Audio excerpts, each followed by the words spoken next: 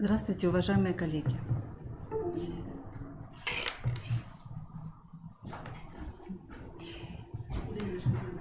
Сегодня мы с вами будем говорить об основных ошибках, в основном о второй части единого государственного экзамена. И начну я с линии 28. Все задания и первой, и второй части ФИПИ старается создать такие,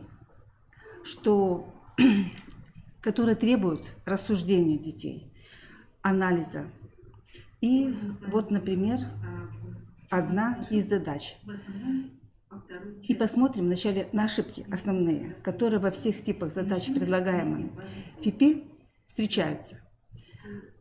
Первое. В ответе при отсутствии объяснения результатов скрещивания высший балл не присваивается, даже в случае правильного решения задачи.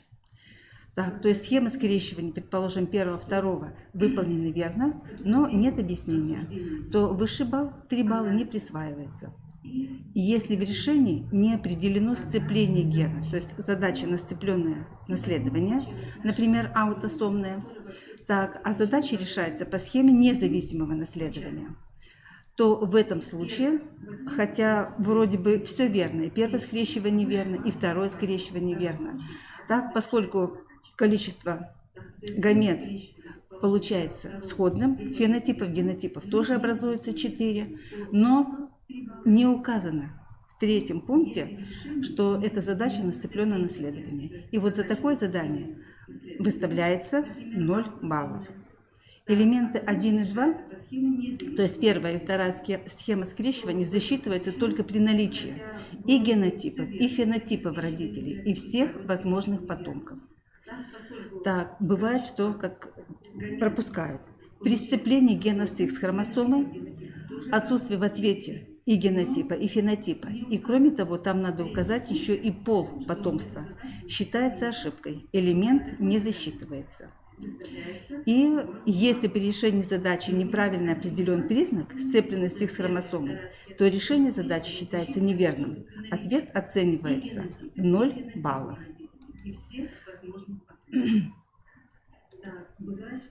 И начнем с задачи, которая впервые встретилась в ЕГЭ в прошлом году. И именно вот эта задача, она требует анализа. Только после анализа можно приступать к решению этой задачи. Они читают и видят. У человека между аллелями генов куриной слепоты и дальтонизма происходит кроссинговер. Так, первое, какой вывод они должны сделать? Им должно быть известно, что ген дальтонизма – это ген, который сцеплен с X хромосомой. Далее они рассуждают, что если между генами куриной слепоты и дальтонизма происходит кроссинговер, то, следовательно, оба этих гена сцеплены между собой. То есть оба этих гена сцеплены и между собой, и с X хромосомой. Далее говорится, что женщина не имеет этих заболеваний. У матери был дальтонизм, у отца куриная слепота. Так, и они прикидывают, начертили, предположим, они хромосому, поскольку женщина получает одну X-хромосому от матери, вторую X-хромосому она получает от отца. Так, в условии задачи написано, что она получила от матери ген дальтонизма. Так, и на одной из хромосом ставится вот этот ген дальтонизма. От отца она получила ген куриной слепоты. Вот поставили ген куриной слепоты. Но в условии задачи говорится, что сама женщина этих заболеваний не имела. Следовательно, аллель А будет доминантный, и аллель Д тоже доминантный. Таким образом, генотип матери будет выглядеть вот следующим образом. То есть одна X-хромосома несет доминантный рецессивный аллель и доминантный аллель. Так, вторая X-хромосома несет доминантный аллель развлечения цветов и рецессивный аллель отсутствие, вернее, куриной слепоты. Так, в условии сказано, что между этими генами происходит кроссинговер. Следовательно, когда они будут записывать гаметы, которые образует женщина, то вот эти хромосомы XD малое А большое и XD большое А малое, это будут не кроссоверные гаметы, несущие вот эти хромосомы. Вот они, не кроссоверные. Так, и В условии сказано, так, здесь. что между этими генами И происходит кроссинговер. поскольку происходит кроссинговер, то, следовательно, у женщины будут образовываться еще и кроссоверные гаметы. То есть одна X-хромосома будет нести оба рецессивных аллеля, а вторая X-хромосома будет нести оба доминантных аллеля. И первая схема скрещивания выглядит следующим образом. Так, затем они записывают фенотипы, генотипы потомства. И опять же, обязательно, как уже сказано было выше, они пишут фенотип не только по развлечению цветов или там дальтонизму, а еще и по полу. То есть вот дочери, их генотипы выписаны, и затем фенотипы возможных сыновей. Так, вот схема первого скрещивания выполнена, так, за которую им выставляется 1 балл. Далее, в условии задачи сказано, вот, к сожалению, мы не можем параллельно, так, что дочь моногомозиготная. Так, и они начинают искать, который генотип мы будем использовать для второго скрещивания. Какой дочери? Итак, моногомозиготная. То есть у нас две пары аллелей. Вот одна пара D и вторая пара А. Так, и если мы начнем, предположим, с конца, то мы видим по аллели А гетеро. Так, и по аллелю D тоже гетеро. То есть это не подходит к условию задачи. Это не моногомозигота. Так, гетерозиготно, дигетерозиготно по обоим аллелям. Здесь мы видим дигомозигота по доминантным аллелям. Так, а вот в этом случае мы видим, что первая пара аллелей гетерозигота, а вторая гомозигота. То есть она подходит под характеристику моногомозиготная дочь. Так, этот вариант рассматриваем. Тоже мы видим. Так, здесь вот одна пара доминантных гомозигота, другая гетерозигота. То есть они обе подходят. И в условии задачи сказано, что у этой дочери, которая вступает в брак с мужчиной, не имеющим этих заболеваний, рождается сын дальтоник. Так, и, следовательно, мы выбираем вот первый вариант. Вот это будет генотип дочери, то есть который будет использоваться во втором скрещивании. И мы видим второе скрещивание. Так, выписаны также генотипы, фенотипы возможных дочерей. Так, указан пол, указаны генотипы и фенотипы. И здесь то же самое. Указан пол и возможные генотипы и фенотипы потомства. Вот теперь осталось самое, как говорится, сложное. Сделать, что-то я не поправила, простите, пожалуйста. Так, сделать вывод. В выводе или в третий элемент ответа требует пояснения на вопрос, может ли у женщины в первом скрещивании родится ребенок, страдающий двумя заболеваниями. Так, и ответ будет выглядеть следующим образом, что в первом браке возможно рождение сына дальтоника и с куриной слепотой, и с дальтонизмом. Вот мы видим. В генотипе. И теперь поясняем, почему это возможно. То есть ответ как бы из двух половинок состоит. Значит, в первом случае, в генотипе этого ребенка находится материнская, образовавшаяся в результате кроссинговера X-хромосома, так, которая содержит два рецессивных аллеля.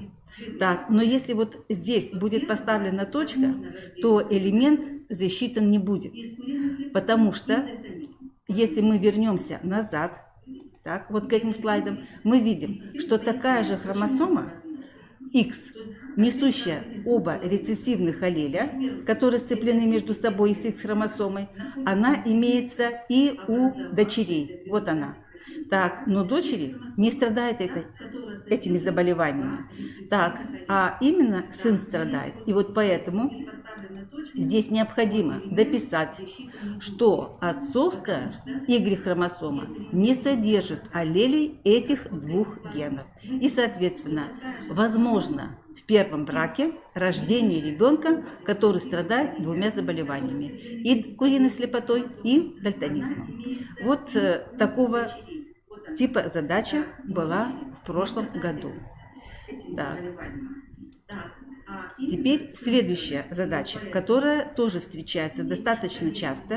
И вот как раз относительно этой задачи говорится, что если первое, второе скрещивание выполнены верно, но пояснение указывается, что это независимое наследование, то получает 0 баллов экзаменуемый. Итак, значит, вот в этих задачах, опять же, они анализируют, они видят, что если дано 4 фенотипа, и причем 4 фенотипа вне, явно не в соотношении 1, 1, 1, 1, так как должно быть при анализирующем скрещивании дигетерозиготы при независимом наследовании признаков. Следовательно, делается вывод, что эти гены сцеплены между собой и находятся в одной хромосоме. Так, теперь как распределить вот эти цифры в образовавшиеся фенотипы? Если бы у нас у каждой цифры стоял фенотип, тогда было бы понятно, какие гены сцеплены так, между собой, какие гаметы были не кроссоверными и какие гаметы образовались в результате кроссинговера. Но здесь даны только цифры без указания фенотипов потомства. Так, поэтому вот такого типа задачи определяют группы сцепления. Вот бывает, что они решили задачу первое скрещивание верно, второе скрещивание, схема скрещивания также верно, и они указывают, что гены сцеплены, но неправильно сцепляют гены. Вот чтобы таких ошибок не было, им необходимо обратить внимание на схеме скрещивания, на первое скрещивание. И вот аллели каких генов будут сцеплены в первом скрещивании, они, вот эти гаметы, и будут не кроссоверными. То есть мы видим по первому скрещиванию, что сцеплены аллели генов А большое и Б малое у одного и у второго А малое и Б большое. Соответственно, не кроссоверными, вот они не кроссоверные гаметы, А малое, А большое и Б малое, А малое и Б большое. Вот они, не кроссоверные гаметы. Так, и вот эти гаметы будут кроссоверными. И, соответственно, потомство, образующееся при слиянии гамет, вот оно у нас, А большое, А малое, Б малое, это и будет не кроссоверные особи. И вот сюда, ой, извините, так, и сюда мы ставим вот эти цифры. И самое главное, чтобы они правильно указали, какие гены сцеплены. И вот если, например, цифры 122 и 116, они распределят сами, что вот эти некроссоверные особи, предположим, ставят цифру 122, так, а вот скрученные листья и нормальный рост также не кроссоверные особи, они поставят сюда 116. Так, то такой вариант ответа тоже будет засчитан за правильный вариант. И если третий элемент ответа присутствует, то баллы снижаться не будут. То есть экзаменуемый получит 3 балла. 3 балла. Так, самое главное, чтобы они были распределены, вот 122 и 116, к тем, или здесь будет 116, здесь будет 122, так, к тем фенотипам, аллели генов которых сцеплены. То есть вот здесь вот это основная ошибка при решении вот этих задач. Ну и далее обязательно третий элемент ответа. Так, и здесь они, естественно, могут самые различные вариации. Самое главное им указать, что в присутствии в потомстве двух больших фенотипических групп, вот особей с нормальными листьями с карликовым ростом и со скрученными листьями с нормальным ростом, так, и это результат сцепленного наследования аллелей и указывает аллель А большое, и даже если они не пишут сцепленного наследования аллелей, пусть будет сцепленного наследования генов А большое и Б малое, так, А малое и Б большое между собой. Две другие малочисленные группы образовались в результате кроссинговера. Значит, вот тип решения задачи. Второй. Так.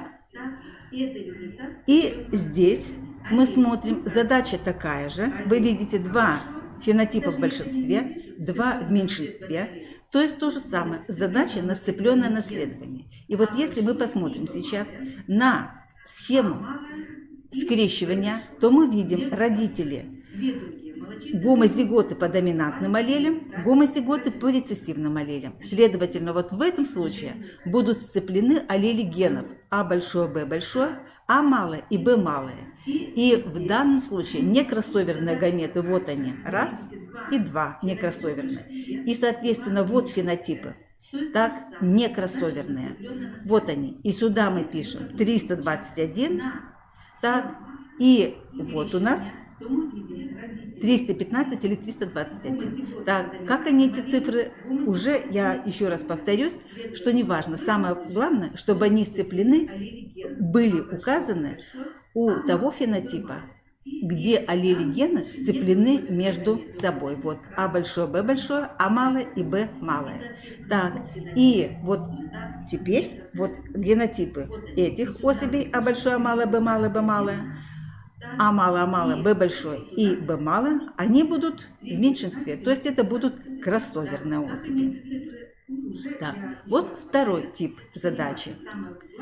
Так, ну и пояснение точно такое же, что две фенотипические группы в большинстве образовались в результате сцепления аллелей генов А большое, Б большое, А малое и Б малое между собой, а две другие образовались в результате кроссинговера.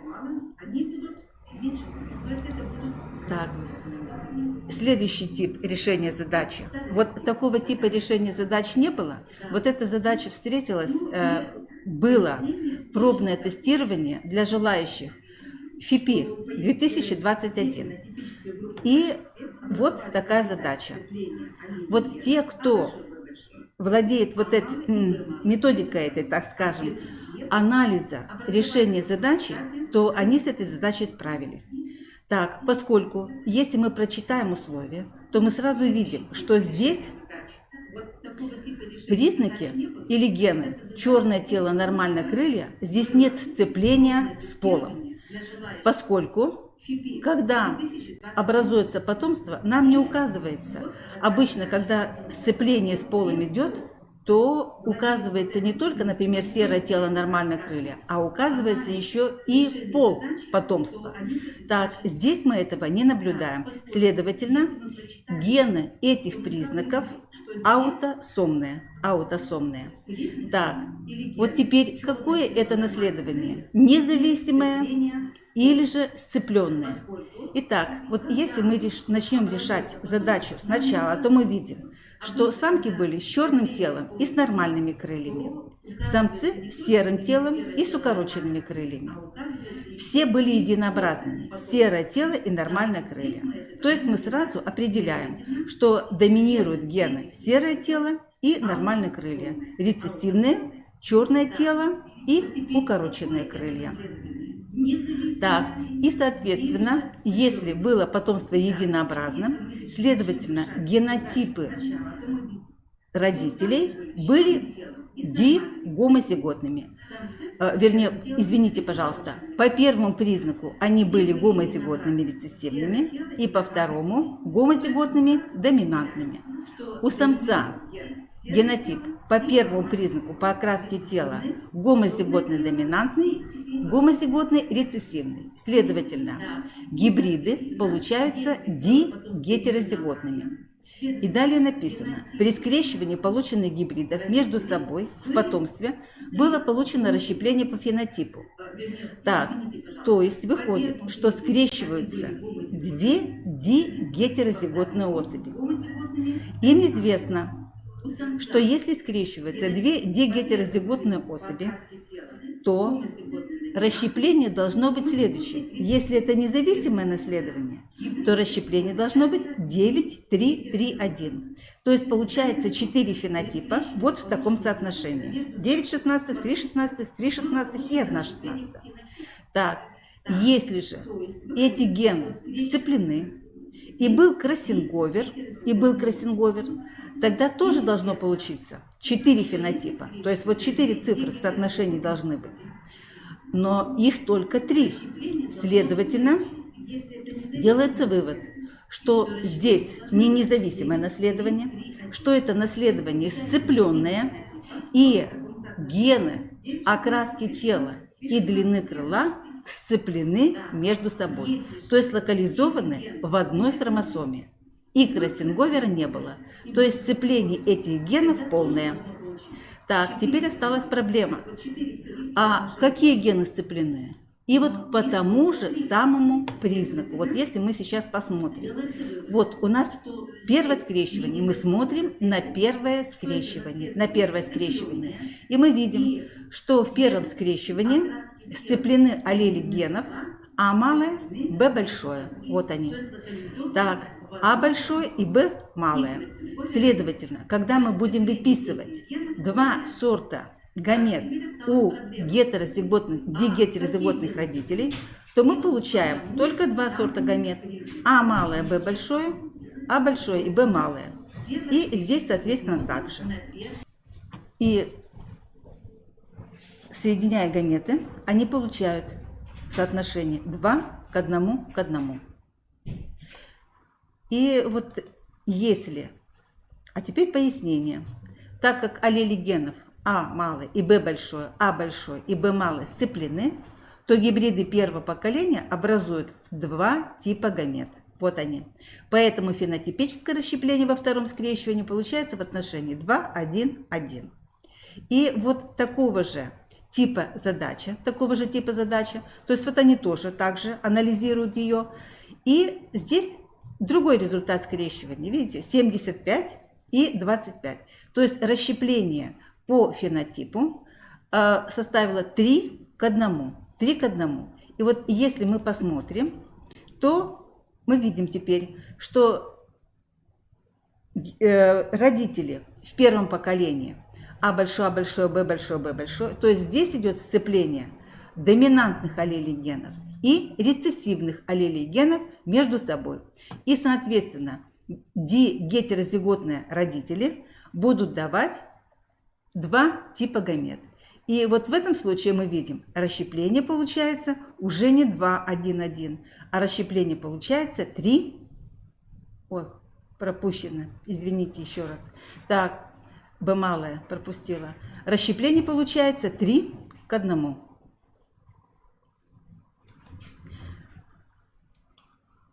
Ну, пояснение точно такое же, только здесь сцеплены аллели доминантные и аллели рецессивные между собой. И, соответственно, соотношение фенотипов во втором скрещивании другое. Так, такой тип задачи.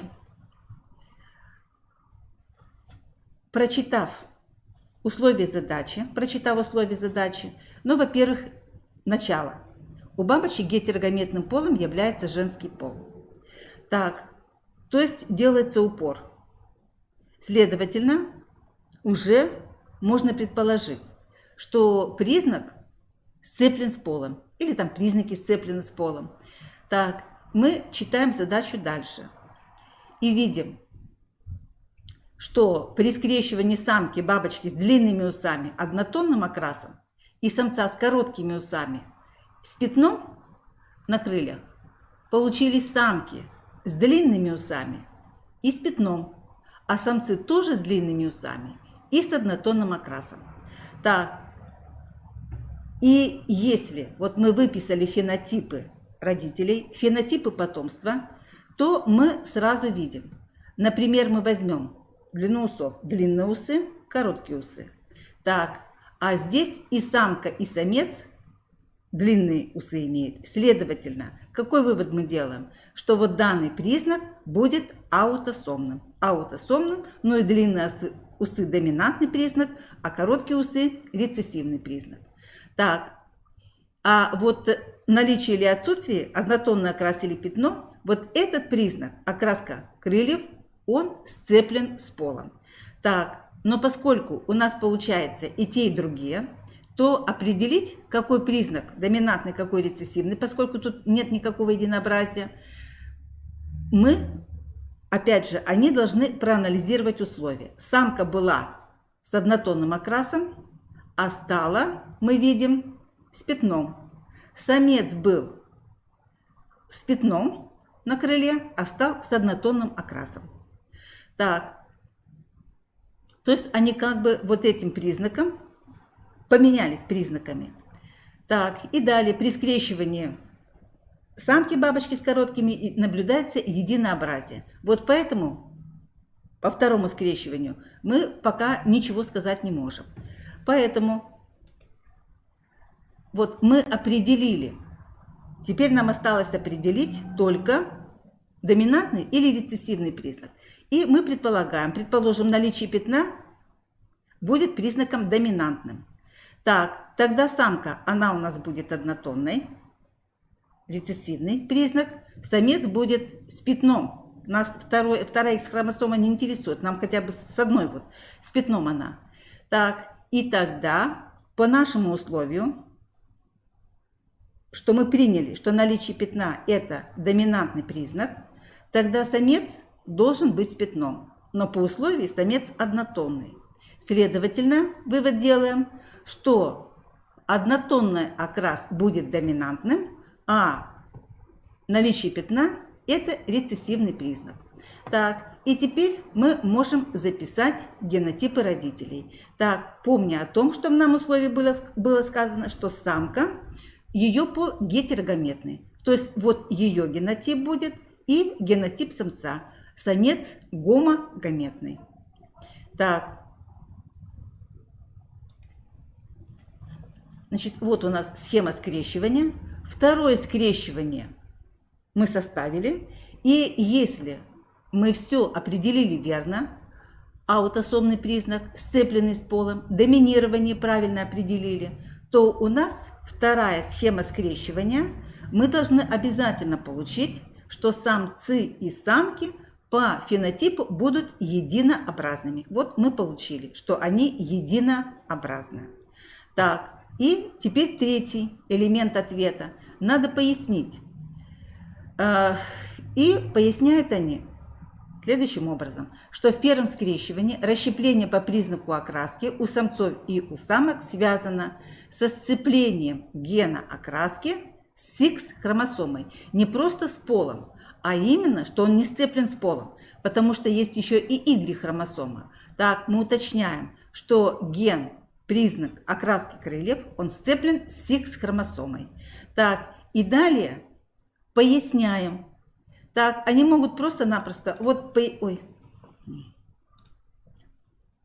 пояснить таким образом, что самка получила X-хромосому с рецессивным геном от самца, а самец получил X-хромосому с доминантным аллелем, так, от самки. То есть вот желательно здесь не ставить, что признак сцеплен с X-хромосомой, а своими словами, вот прямо как у них по схеме скрещивания идет, пояснить. Так, и четвертый тип задачи, который также встречается, потому что он также требует анализа решения задачи. Так. Итак, при скрещивании самки дрозофила с каплевидными глазами с короткими щетинками и самца с нормальными глазами длинными щетинками в потомстве было получено 21 муха с каплевидными глазами с короткими щетинками и 19 мух с нормальными глазами короткими щетинками. Опять же, они по условию задачи видят, что оба признака аутосомных. Пол в потомстве не указывается, то есть признаки аутосомные. Так, что можно определить по первому скрещиванию? По первому скрещиванию мы можем определить, что короткие щетинки – признак доминантный, длинные щетинки – признак рецессивный. Так, осталось определиться с глазами, с каплевидным или нормальные глаза, который признак доминантный, который рецессивный.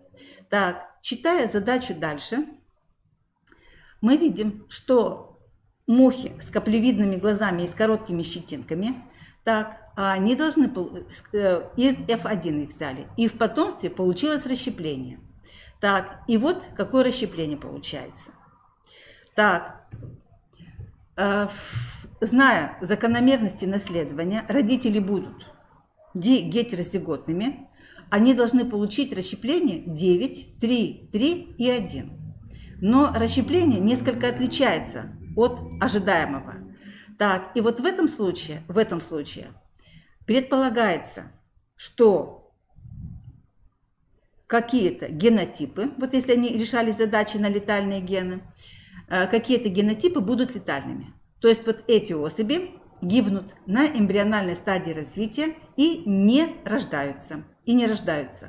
Так, как определить теперь, какие особи с какими генотипами будут летальны, так, не будут рождаться, и который признак, каплевидные или нормальные глаза, признак, который из них доминирует. Итак, то есть вот мы смотрим на первое скрещивание, вот мы его записали. Так, и вот эти каплевидные глаза и короткие щетинки, которые затем скрещиваются во втором скрещивании. Вот они. Так, и им известно, что если скрещиваются две дигетерозиготы, так, и получается расщепление в соотношении, ну вот близко 9, 3, 3, 1, следовательно, по фенотипу они по обоим аллелям будут доминантные. Так, поскольку фенотип указан каплевидные глаза, значит каплевидные глаза будет признак доминантный. То есть вот они определились с каплевидными глазами. То есть вот эти схемы скрещивания уже записаны после анализа. Итак, значит, каплевидные глаза – признак доминантный, и нормальные глаза – признак рецессивный. Так, дальше. Как определиться, какой генотип будет летальным? Вот когда они эту решетку Пинета составят, какие вычеркнут генотипы? Они опять обращаются к схеме первого скрещивания. Итак, они смотрят. Аллель А. Гетерозигота. Жизнеспособная. Вот, скрещиваются они. Так. Гомозигота по рецессивным аллелям. Тоже жизнеспособная. А вот А большое здесь нигде не видно. Это такого генотипа. Теперь смотрим по аллелю Б. Б большое. Жизнеспособный. Б малое, жизнеспособный. Так, и здесь тоже в потомстве есть у нас Б большое, Б малое. Следовательно, по аллелю Б летальных генов нет. То есть летальными будут аллель гена А, и причем в гомозиготном доминантном состоянии. Так, и соответственно, они эти генотипы в своей решетке вычеркивают и получают желаемое соотношение. То есть 6, 3, 2 и 1. Так, и в третьем элементе ответа они так и записывают, что признак каплевидных глаз является доминантной мутацией с летальным действием. То есть гомозиготы по аллелю А, они гибнут еще на эмбриональной стадии развития и указывают вот эти генотипы. То есть вот если они эти генотипы запишут и запишут их фенотипы, то это считается ошибкой, потому что они погибли, они вообще не родились. И их фенотипы мы записывать не можем. Так, то есть во втором скрещивании потомки с генотипами, со следующими, они погибли. Поэтому расщепление получилось 6, 3, 2 и 1.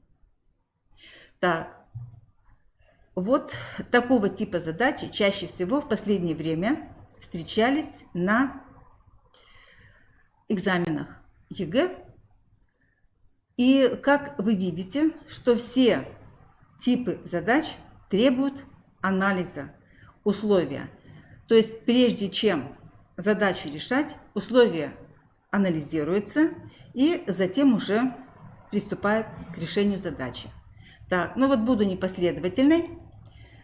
Следующая линия, линия 24, где необходимо найти и исправить ошибки в тексте. Здесь ошибка считается исправленной, если в качестве исправления в ответе содержится только отрицание суждения. То есть вот такая ошибка не считается исправленной. И за такое исправление балл не присваивается. То есть неверное суждение должно быть исправлено с указанием верного суждения. Вот, например, железы внутренней секреции имеют протоки, по которым секрет поступает в полость тела. И в эталоне записано: железы внутренней секреции не имеют протоков. И продолжение: выделяет секрет непосредственно в кровь. То есть ошибка найдена и исправлена. Так, в ответе участника: железы внутренней секреции не имеют протоков. Так, то есть предложение определено верно, но ошибка не исправлена. Поэтому за этот элемент ему балл не присуждается. То есть он получает 0 баллов. Так, теперь в задании указано, что надо исправить 3 ошибки в тексте. 3 ошибки в тексте. Так, если же он решил или она решили подстраховаться и 4 нашли предложение и исправили ошибку, то здесь как будет оцениваться ответ. То есть если у него из 4 предложений, которые он нашел, ошибочных, и исправил во всех 4 предложениях, и, предположим, 3 предложения у него уже были верно исправлены, но он добавил 4 предложение, в котором не было ошибки. Так, но он там ее нашел и исправил. Вот в этом случае ему балл снимается. Так, и он получает, хотя у него найдено 3 предложения ошибочных и 3 предложения исправлены верно, но вот за это дополнение 4 предложение, где верно исправлено на неверное, то балл ему снимается. Если же у него из 4 предложений только 2 предложения верные, а 2 ошибочные, он получает 2 балла. Получает 2 балла. Так, вот это в линии 24. В линии 24. То есть ошибку не только надо найти, но необходимо ее исправить. Так, и вот еще здесь такое, деталь такая, что лучше всего можно не переписывать, например, все предложение, но не отвечать тоже, только одним словом. Так, то есть как бы повторить часть предложения. Например, написано, что, предположим, там ромашка пахучая, клевер луговой, ландыш майский, эти растения относятся к классу двудольных растений. Так, и он может не переписывать все предложение. Так, а написать, что, например, ландыш майский не относится к классу двудольных, или ландыш майский относится к классу однодольных растений. Так, то есть не переписывая все предложение, он дописал только часть предложения, исправив ошибку допущенную. Так, линия 27. Линия 27. Так, вот задачи этой линии, в общем-то, тоже содержание задания на экзамене встречается такой тип содержания задания, которого вот во всех предлагаемых вариантах ФИПИ таких вариантов просто-напросто нет. То есть здесь проверяется, насколько умеет ученик использовать вот те алгоритмы, которые он приобрел при решении задач на биосинтез белка или на антипараллельность, и как он этими алгоритмами сознательно умеет пользоваться. Так, итак, в линии 27 при решении задачи с использованием генетического кода при написании последовательности нуклеотидов во фрагментах молекул ДНК и РНК допускается запись через тире между триплетами или нуклеотидами, так как это соответствует связи нуклеотидов между собой в единую цепь. Триплеты и кодоны могут записываться и в виде сплошной последовательности или через тире между триплетами. Так, вот теперь больше всего, конечно, здесь ошибок допускается вот с этой транспортной РНК. То есть они не различают, когда речь идет об антикодонах, которые принадлежат разным молекулам транспортных РНК, и когда речь идет о фрагменте молекулы транспортной РНК, которая содержит, например, там который-то из триплетов, является антикодоном. Так вот, ошибкой считается запись антикодонов разных молекул ТРНК через тире между триплетами.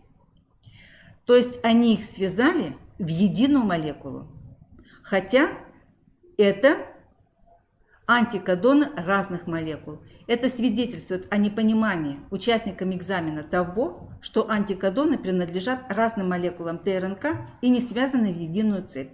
За такую ошибку снимается 1 балл. Так, теперь при записи, понятно, что если дан фрагмент транспортной РНК, то он записывается так же, как фрагменты и РНК, и ДНК. То есть или через тире, или запись сплошная, без всяких знаков препинания. Теперь при записи фрагмента молекулы полипептида, вот такие записи, к сожалению, тоже встречаются, могут быть соединены друг с другом с помощью тире или записаны без разделительных знаков одним словом. Запятые между аминокислотами одной цепи считается ошибкой. Вот такая запись ошибочная. Это ошибка. Так, правильный вариант. Или записывать через тире, или одним словом. Так, и здесь еще одна такая неточность. Они иногда, выписывая последовательность аминокислот во фрагменте белка там, или в полипептиде, они пишут здесь аминокислоты. То есть вот это неточность, потому что они не записывают аминокислоты, а они записывают последовательность аминокислот. Так, то есть это фрагмент белка, а не отдельные аминокислоты. Так, теперь есть задача, одна из задач, то, что ДНК имеет информативную часть и неинформативную часть. И встречается два типа заданий. Вот даже теперь уже 2 года назад, была задача, где спрашивалось, там был вопрос поставлен, что с какого нуклеотида начинается информативная часть гена. Так, и если они записывали, что информативная часть гена начинается, например, там, с такого-то нуклеотида или с такого-то кодона в молекуле ИРНК, то это было ошибкой. Так, почему? Так как спрашивали про ген, так, а ген – это участок молекулы ДНК. То есть им надо было найти комплементарный нуклеотид в ДНК и записать, что, например, там начинается со 2-го, с 3-го, с 4-го нуклеотида в ДНК, ну и теперь надо еще дописывать, с какой цепью они работают, с транскрибируемой или смысловой цепью. То есть вот эта ошибка, и элемент ответа не засчитывался. А вот в прошлом году они поменяли условия в каком плане? Что они не поставили вопрос, там то же самое было условие, что есть информативная часть и неинформативная часть. Так, но вопроса, с какого нуклеотида начинается синтез полипептидной цепи, такого гена не было. И поэтому при решении этой задачи необходимо было указать, что там указывается, что первая аминокислота в полипептидной цепи нет. Они находят кодон ИРНК, кодирующий аминокислоту МЕД, это будет кодон АУГ. И, соответственно, они в информационной РНК нашли этот триплет АУГ, и вот с этого момента, с АУГ, и начинается информативная часть. И вот тут им надо было написать, что синтез полипептидной цепи начинается с третьего там, или со второго нуклеотида и РНК. То есть про ген не говорить. Но вот часть работ было именно вот с таким типом решения задачи, который был во всех вот этих вариантах, предлагаемых ФИПе, был разобран. Так, но вот, то есть читать внимательно условия и решать задачу именно согласно условию задания. То есть вот этот вариант. Вот здесь дается информативная часть гена в этом задании. Так, ну и вот они нашли вот это АУГ метод, и, соответственно, они пишут, что информативная часть гена начинается с третьего нуклеотида. Так, и мы комплементарно строим. У нас получается Т, с третьего нуклеотида Т, так, в транскрибируемой цепи ДНК. Так. Вот один следующий тип задачи мы рассмотрим. Так, дана последовательность нуклеотидов в молекуле ДНК, и нужно определить последовательность молекулы ИРНК и полипептида, синтезируемого на это ИРНК. Если известно, что первая аминокислота в полипептиде глицин, ГЛН. Так, итак, с чего они начинают? Вот у нас выписана эта молекула ДНК, ее цепи, верхняя и нижняя. И мы находим, что аминокислота кодируется триплетами ИРНК. Вот они, два триплета. Смотрим. Составляем комплементарно им триплеты ДНК. Так, и составив, мы с вами видим следующее, что здесь будет ГТЦ. Так, а здесь будет, вот мы видим, ГТТ. Вот оно. Так, и тогда триплету ЦАА, так, вот он, ИРНК, комплементарен триплет ДНК, вот он, ГТТ. С этого триплета начинается верхняя цепь ДНК. Так, следовательно, она и будет транскрибируемой. То есть вот они определили, какая цепь транскрибируемая. Так, то есть транскрибируем может быть и первая цепь, то есть и вторая нижняя цепь. То есть если мы будем считывать вот отсюда, будет она транскрибируемой. Если бы совпало вот с таким кодоном и РНК урацил, аденин, цитозин. Так. Ну и затем по кодонам и РНК они находят последовательность аминокислот в полипептиде. Так, вот такой тип задачи. Так, ну и больше всего ошибок вот с этими транспортными РНК. Так, итак, дано, что все виды РНК синтезируются. Вот они каким-то образом не обращают внимания, или вот непонятно, они спрашивают, что такое все виды РНК синтезируются. То есть любая РНК, и информационная, и транспортная. И вот здесь основная ошибка при решении такого типа задач, что они по транскрибируемой цепи вначале строят информационную РНК, затем по информационной РНК они находят транспортную РНК. Так, хотя в алгоритмах решения задач нет такого, что кодоны ИРНК комплементарны кодонам ТРНК. Вот фрагменты, полностью фрагменты. Так, что по последовательности информационной РНК можно построить по принципу комплементарности фрагмент транспортной РНК. То есть вот одна ошибка. Так, далее. То есть необходимо сразу построить ТРНК. И вот здесь они пишут транспортная РНК. И поскольку это фрагмент, то запятые между ними не ставятся, потому что это фрагмент единой молекулы. Так. Вот без запятых. Дальше. Третий триплет соответствует антикодону. Но теперь нам добавилась антипараллельность. Поэтому здесь необходимо вот эту антипараллельность учитывать. Антикодон транспортной РНК, он комплементарен кодону ИРНК. кодон и РНК всегда начинается с 5 штрих конца. Следовательно, комплементарный ему антикодон транспортных РНК, транспортной РНК должен начинаться с 3 штрих конца. Так, и когда они записывают кодон и РНК, они должны считывать вот с конца с 3 штрих комплементарные нуклеотиды, то есть урацил, гуанин и цитозин. Так, вот такое решение, что 5 штрих ГЦА 3 штрих и информационная РНК тоже 5 штрих ЦГУ, то есть кодон и РНК ими определен неверно. Они не учитывают антипараллельность. Так, то есть вот здесь две такие, как говорится, проблемы. Сразу по молекуле ДНК строить фрагмент транспортной РНК, так, и учитывать антипараллельность. То есть считывать, начиная с 3 штрих конца, кодон и РНК. Так, и далее.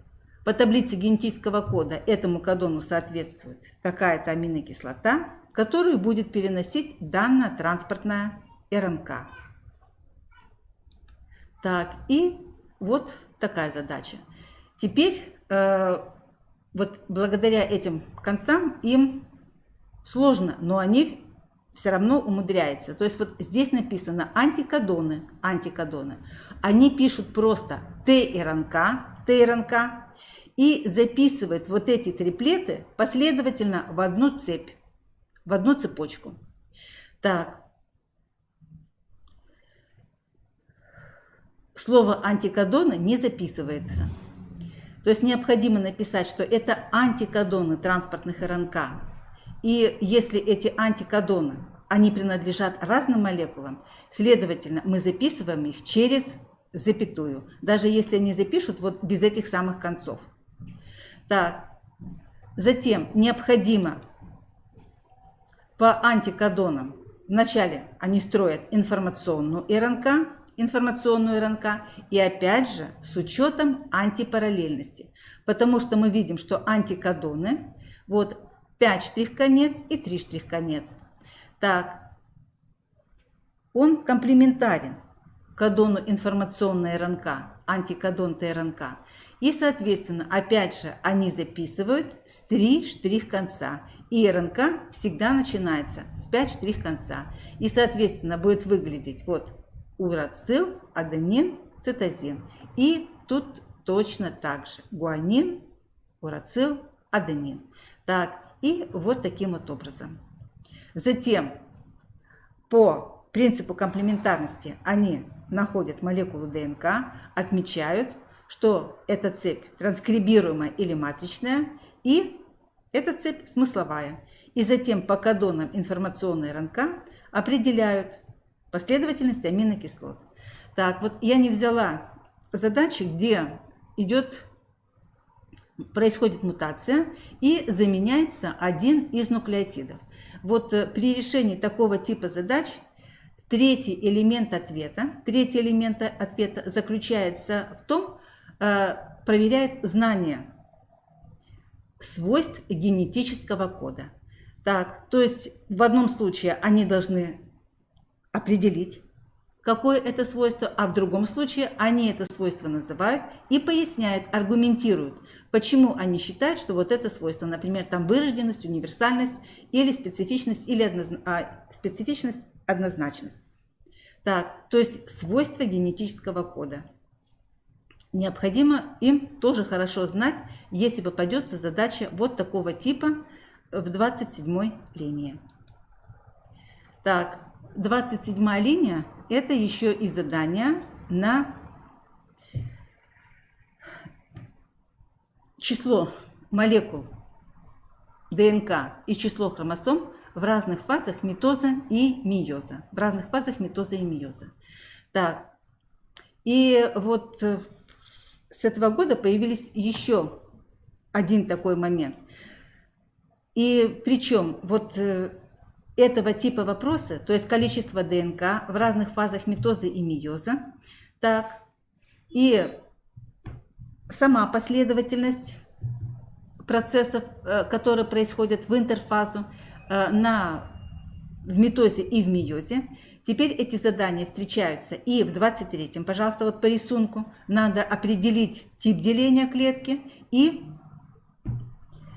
какая фаза определить. И также они встречаются теперь и в первой части, и по рисунку, и по тексту. То есть вот это задание, вернее вопрос, который деление клетки встречается достаточно часто. И причем теперь и в первой, и во второй части. Так. И вот с этими рисунками, крайними рисунками, нужно быть очень внимательным, очень внимательным. То есть, вот если мы смотрим на вот этот ряд рисунков, то мы можем сказать, что вот этот рисуночек сравниваем и этот рисунок, то мы можем сказать, что если они рядышком у нас стоят, что это мейоз. Если же рисунок отдельно зарисован, то утверждать, митоз это или мейоз, мы не можем. То есть мы читаем внимательно задание. Там написано, какая исходная клетка. То есть если в задании указано, вот надо определить тип деления клетки, фазу деления клетки.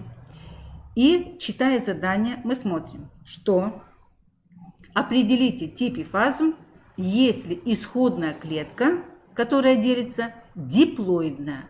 Вот если исходная клетка диплоидная, то это у нас будет мейоз 2. Мейоз 2, то есть метафаза второго деления мейоза. Так, или анафаза второго деления мейоза. Если же в условии задания сказано, что определите тип и фазу деления клетки, и говорится, что исходная клетка гаплоидная, то мы записываем, что это митоз. Так, митоз, то есть метафаза митоза, анафаза митоза. Так.